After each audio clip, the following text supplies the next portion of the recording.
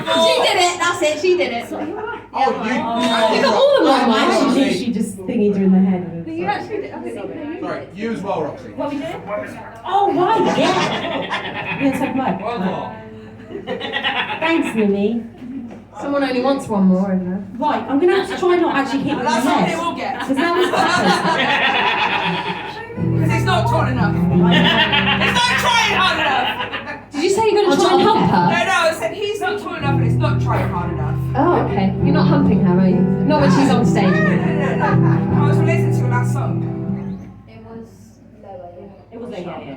Right, so we thought we'd do something a little bit different because nobody really does this, and I feel like we kind of want to open the door for people to feel like they can do this stuff more in these situations. So we're both going to do spoken word. I'm going to go first. And this is quite relevant at the moment with all the stuff in the media. It's about social media and how we see ourselves as children, how we see ourselves now, and the society that the generation after us is growing up in, like what we've left behind. So it's called You Are Social Media.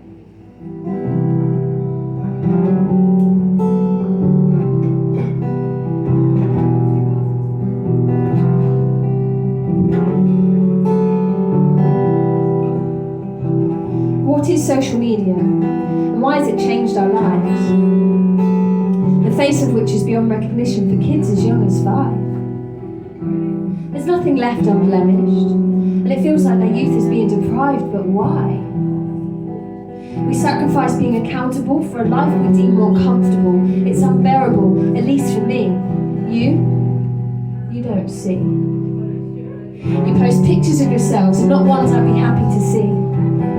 If that was my child, a report would be filed, but this has been the norm for quite a while, and your privacy is no longer free.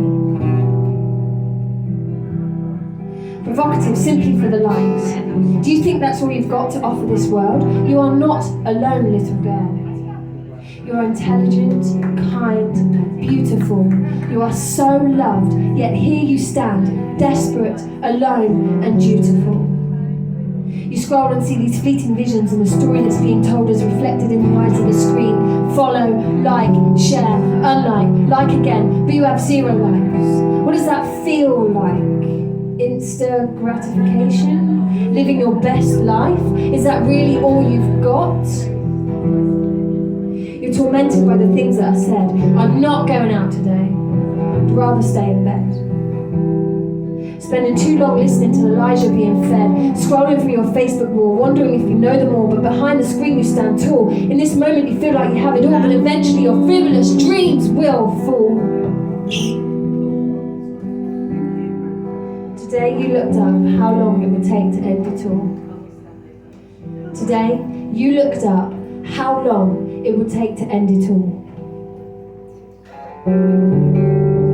Bullied until you cry, your eyes glued to the screen and you're left asking why. How can you judge me if we've never met? Are you understanding yet? This is how the world gets by. Why do my comments hurt you so much? All you wanted was to stay in touch, but we are out of touch. Detached, loss of self, lack of communication, caught in a web of virtual mutation, and that becomes your education. You are the product. Recorded transaction, attributing value, but it isn't about them, it's about you. You try and measure your self-worth with what others think of you, but that's not true. We live in a virtual world where this mutation is a blessing and a curse, and we must question which came first. Anything we give this much time to has to have a lasting effect, whether we like it or not. Pay attention. You see, the problem is today's youth is tomorrow's future, not some creature we need to capture. We should be using it for good, but instead we perpetuate, we instigate, we insinuate, we take the bait, and the worst part is, we have sealed their fate. Society bombards us with look this way and look that way, so much so that we look the other way when healthy turns into a paralysed obsession. It feels as though we're never good enough. What we see is distorted, but it's okay because it's wellness, right? If I could just be this, my life will be sorted. It's not an addiction, it's a state of affliction, and we secretly choose this self-infliction. The pressure to be perfect rips away the self-love, the self-worth, self-control. That's it. It becomes control. It starts with curiosity. Could I look like that? Could I be someone people envy? And then it reaches the soul. There's a price to pay. Life can really take its toll. Will it ever be enough? This pain you're putting yourself through, the pounds drop, the bones appear through the skin and you're pleased. People start to notice and tell you, you look well. It feels good for a moment, then you remember it can't be true. So you reach a little more, there are words you deny and ignore. Eventually you scream and you're not heard. You scream until you can't anymore. Your mouth won't open. This thing that isn't an addiction fulfills their prediction. By now you've learned to mask your despair and overwhelming failure and lead for extinction. It's a lie. You have to trust your head. You're safe in there, so you put your trust in that voice instead. Those voices are a deception, like a dark force suffocating every part of your being, and it shows no remorse.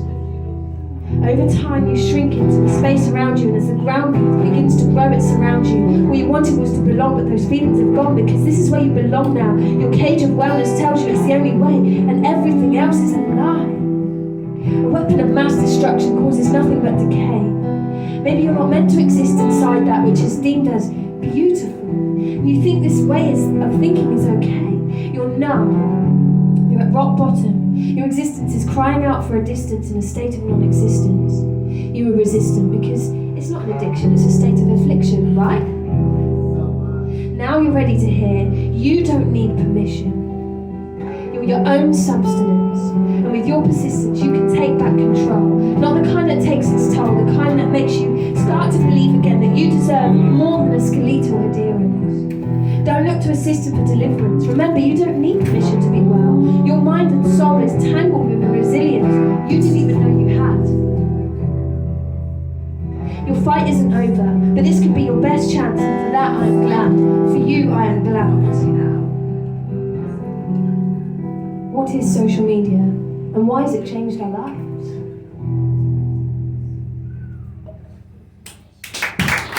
Thank you.